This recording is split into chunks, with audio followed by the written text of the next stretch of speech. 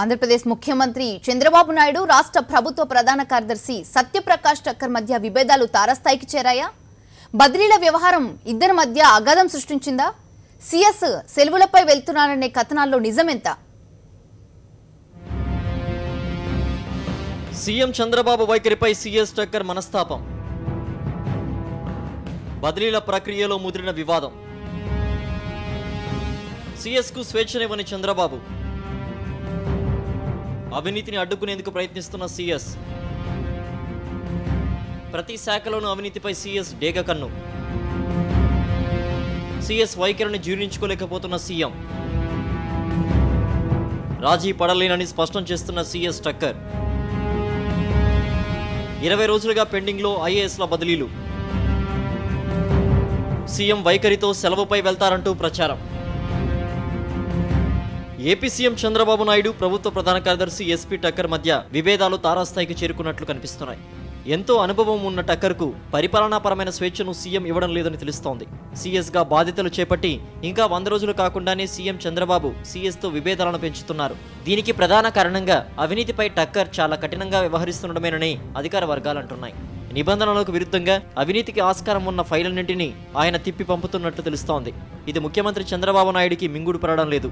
తనకు నచ్చినట్లు సీఎస్ వ్యవహరించాలన్నది ఆయన అభిమతంగా కనిపిస్తోంది. సీఎస్గా టక్కర్ బాధ్యతలు తీసుకున్న మొదటి నెలలోనే చంద్రబాబుకు ఊహించని షాక్ తగిలింది. సాగునీటి ప్రాజెక్టుల అంచనాలను అడ్డగోలుగా పెంచేసిన ఫైల్పై సంతకం చేయడానికి సీఎస్ నిరాకరించారు.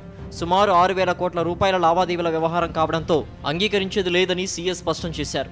అంతకు ముందు ఉన్న సీఎస్ ఐవైఆర్ కృష్ణారావు కూడా సంతకం చేయకపోవడంతో టక్కర్ కూడా తిరస్కరించారు.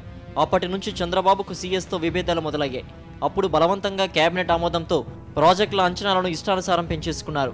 ఆ తర్వాత చాలా వరకు ఫైళ్లపై సీఎస్ టక్కర్ అభ్యంతరం చెబుతూ వస్తున్నారు. ఇప్పుడు ఐఏఎస్ల బదిలీల వ్యవహారం సీఎం సీఎస్ల మధ్య అగాధాన్ని మరింత పెంచింది. గడిచిన 20 రోజులుగా ఐఏఎస్ల బదిలీలకు సంబంధించిన ప్రక్రియ నడుస్తోంది. అన్ని శాఖల అధికారులను పూర్తి స్థాయిలో మార్పులు చేసి కొత్త వ్యవస్థను ఏర్పాటు చేయాలనుకున్నారు. ఈ బదిలీల్లో సీఎస్ ఎస్పీ టక్కర్ తనకు స్వేచ్ఛ కావాలని ఆశించారు. ఈ మేరకు బాగా పనిచేసే అధికారులు, చాలా కాలంగా తనకున్న ప్రత్యక్ష అనుభవం, పరిచయాల మేరకు సీఎంకు పలువురు అధికారుల పేర్లు సిఫార్సు చేశారు. కానీ సీఎం చంద్రబాబు కార్యాలయం వాటిని పరిగణలోకి తీసుకోకుండా మరో జాబితాను ఆమోదం కోసం పంపారు. ఇది వివాదంగా మారింది. ఓ దశలో సీఎం చంద్రబాబు మీరు డిస్టర్బ్ చేయొద్దంటూ సీఎస్ను కించపరిచేలా మాట్లాడినట్లు సమాచారం. చాలా నిర్ణయాలు సీఎస్తో సంబంధం లేకుండా ముఖ్యమంత్రి చంద్రబాబు నాయుడు తన కార్యాలయం ద్వారా చేసుకుంటూ వెళ్తున్నారు.